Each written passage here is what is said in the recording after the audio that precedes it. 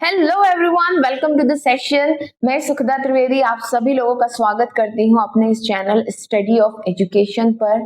आज के सेशन में हम लोग बात करने वाले हैं रेलवे रिक्रूटमेंट बोर्ड आरआरबी में जो टीचिंग पोस्ट निकली है टीजीटी, पीजीटी और पीआरटी के लिए 2025 के लिए, उसकी प्रिपरेशन, प्रैक्टिस और स्ट्रेटजी के बारे में हम लोग आज बात करने वाले हैं। तो ध्यान से सुनिएगा, पूरा सुनिएगा, ताकि तीनों जो पार्ट मैंने आपको बताए हैं, प्रिपरेशन, प्रैक्टिस और स्ट्रेटजी, किस तरह से आपको इनको यूज करना है, उस पर बात होने वाली है।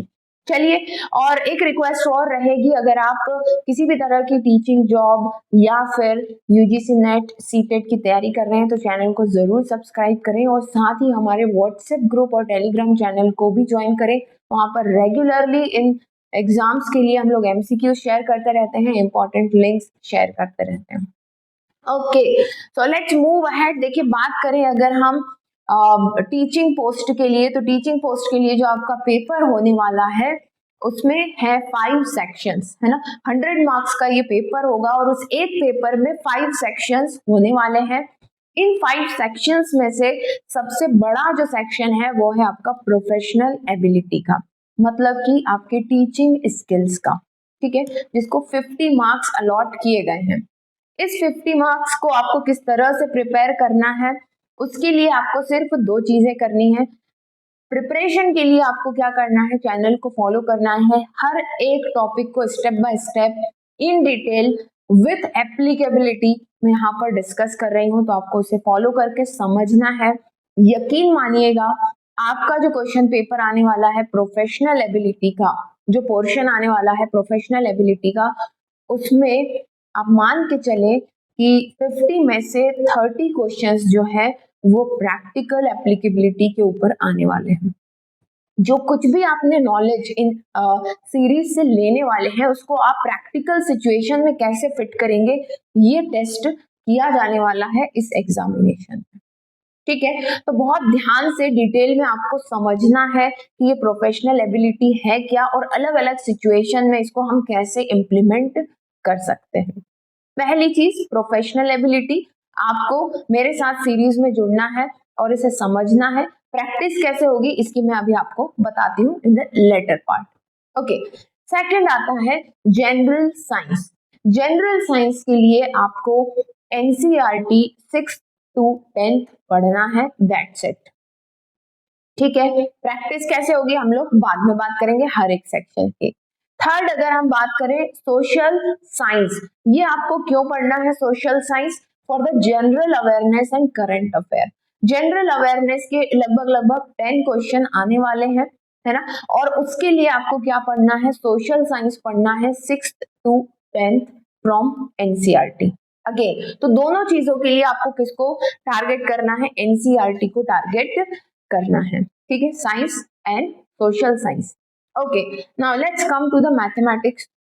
मैथमेटिक्स जो है बहुत ही बेसिक लेवल का आएगा, जो कि सिलेबस में दिया गया है। सिलेबस में यहाँ पर देख पा रही हूँ आप सभी लोगों का, तो सिलेबस में बहुत बेसिक सी चीजें दी हुई है।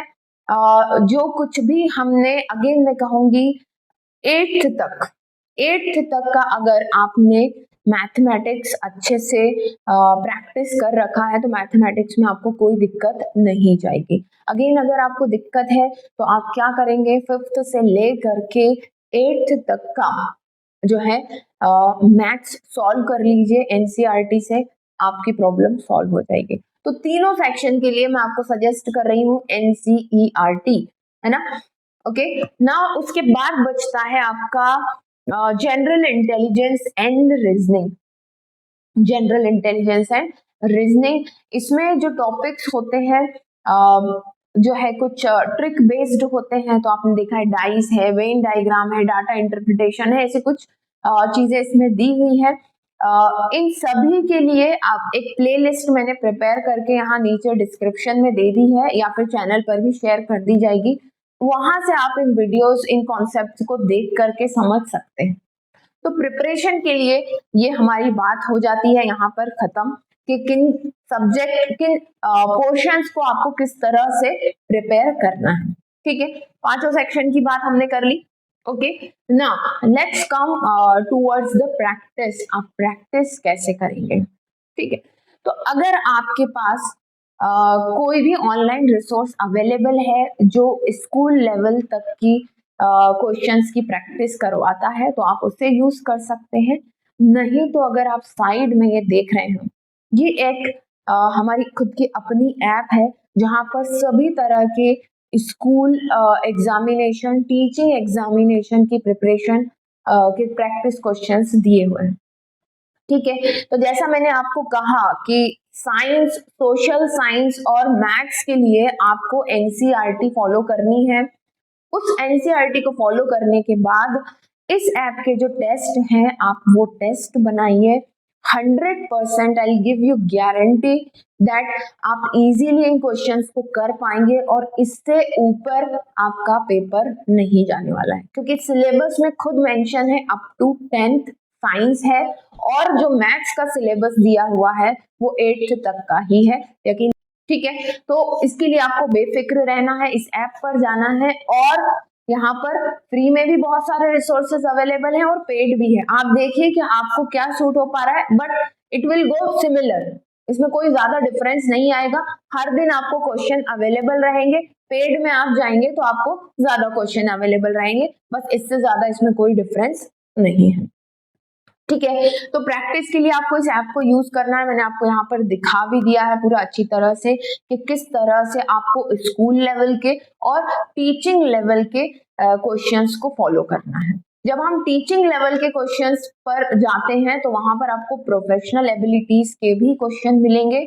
उसकी अगर आप ज्यादा चिंता ना भी करें, है ना, क्योंकि हमारा जो थ्योरी सेक्शन कंप्लीट हो जाएगा उसके बाद में आप सभी को प्रोफेशनल डेवलपमेंट या प्रोफेशनल जो हमारा स्किल्स है आरआरबी का, उसकी भी प्रैक्टिस यहाँ यूट्यूब पर हम लोग करेंगे। बट ये जो आपका बेसिक स्ट्रक्चर है बाकी 4, उसकी प्रैक्टिस आप यहाँ से इजीली कर सकते हैं। स्ट्रेटेजी, कब आपको एमसीक्यूज स्टार्ट करने हैं और किस तरह से किस किस लेवल के एमसीक्यूज कर रहे हैं, उसके लिए हम लोग एक अलग से सेशन और रखेंगे जहां पर मैं आपको पूरा समझाऊंगी कि किस लेवल के क्वेश्चन, किस लेवल के एमसीक्यूज जो है मेजोरिटी में आपके एग्जामिनेशन में पूछे जाएंगे।